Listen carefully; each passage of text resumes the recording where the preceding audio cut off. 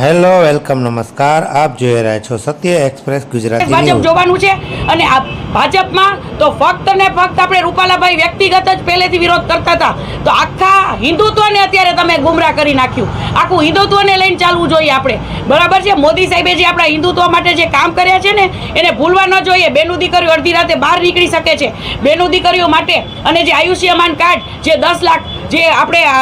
ગરીબો માટે અત્યારે છે તો એના પેટમાં પાટા મારવા ગયા છો તમે લોકો તો સંકલન સમિતિનો હું પ્રશ્ન પૂછું છું રાહુલ ગાંધીનો વિરોધ શું કામ નથી કરતા આપ લોકો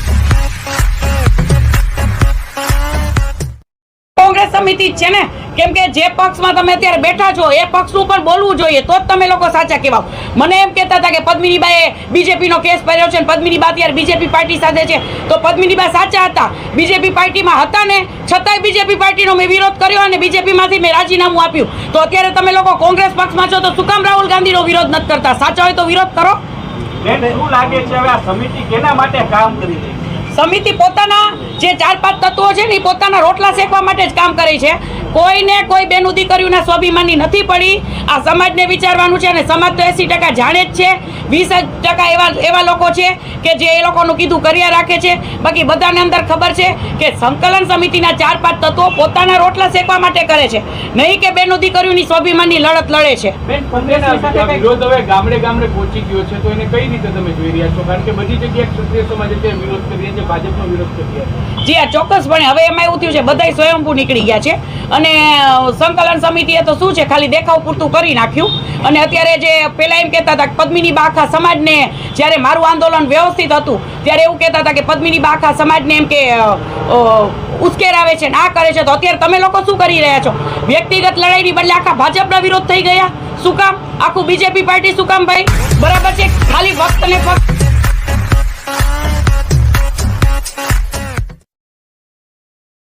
તમારામાં તેવડ હતી ને તો ટિકિટો માટે પોતાને પર્સનલી લડી લેવાય નહીં કે બેનું દીકરીઓના સ્વાભિમાનની લડતને ગુમરાહ કરી અને પોતાના રોટલા શેકો છો શરમ આવી જોઈએ શરમ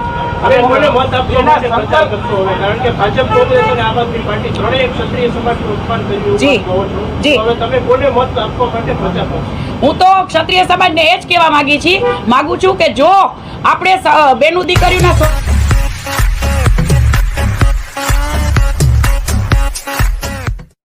જોઈએ નહીં ભાજપને વોટ નહીં કોંગ્રેસને વોટ ને નહીં આપને વોટ જો તમે સ્વાભિમાની લડત લડતા હોય તો બાકી રાજકારણ કરતા હોય તો રાજકારણ કરો બાકી કોઈને ફાયદો નથી કોંગ્રેસને વોટ દેવાથી ફાયદો કોઈ જાતનો ક્ષત્રિય સમાજને નહીં થાય એટલું યાદ રાખજો બધા પોતપોતાના રોટલા શેકીને ઘર ભેગા થઈ જવાના છે કોઈ મામેરા ભરવા નથી આવવાના અને સંકલન સમિતિના 5 તત્વો હોય કોઈ ફોન નથી ઉપાડવાના એટલું યાદ રાખજો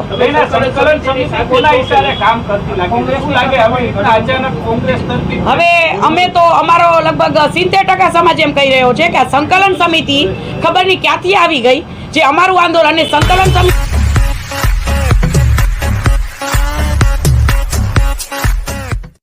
અમદાવાદથી કે સંકલન સમિતિના 4-5 તત્વો એવું છે કે અમે જેમ કહી એમ જ કરો તમે જેમ કરો હું પણ તમારી સાથે હાલો અત્યારે છું કે તમે જેમ કહો એમ જ કરીએ પણ તમે જે કીધું ને એમાં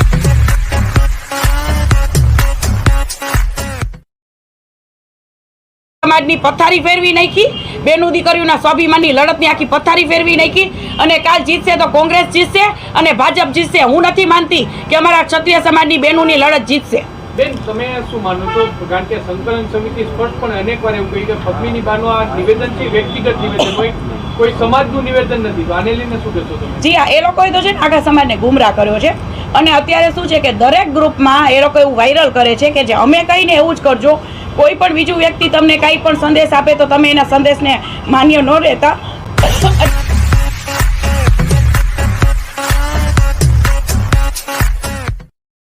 આંદોલન અત્યારે ચાલુ રાખ્યું છે સમાજને દેખાવ કે અમે સ્વાભિમાનની લડત લડીએ છીએ અને સ્વાભિમાનની લડત અમે જીતાવ અત્યારે તો કોંગ્રેસ જીતશે કોંગ્રેસ કદાચ એ લોકો વોટિંગ કરીને એવું લાગે છે કે કોંગ્રેસને જીતાડશે પણ આપણે કોઈ અભણ ગાંગડા નથી આપણે સમજવું જોઈએ કે આપણા સમાજનો હાથો બનાવી રહ્યા છે આ લોકો સમિતિની સાથે તમે શું કહેવાય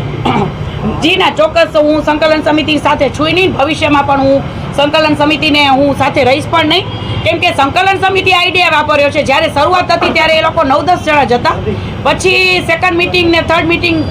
દ્વારા એ લોકો બીજાને લાસ્ટ મિટિંગ હતી ત્યારે બીજાને આવરી લીધા પોતાની સાથે એટલે એવું દેખાડવા માંગે છે કે આખો સમાજ અમે સંકલન સમિતિએ છીએ, પણ છતાંય ખોટા હશે તો ભલે 500 જણા હશે, હું વિરોધ તો 100% કરીશ. હવે તમે કઈ રીતે વિરોધ કરશો એકલા? જો ભાઈ એકલા તો એવું કાંઈ નથી, એકલા પણ લડત આપી જ શકાય છે. જો સાચા હોય ને તો એકલા પણ બધા 5000 ને ભારે પડી શકે. તો એ સમાજને વિચારવાનું છે કે અત્યારે સમાજે શું કરવું જોઈએ, કે ગુમરાહ કરી દીધો અને અત્યારે સામાન્ય માણસે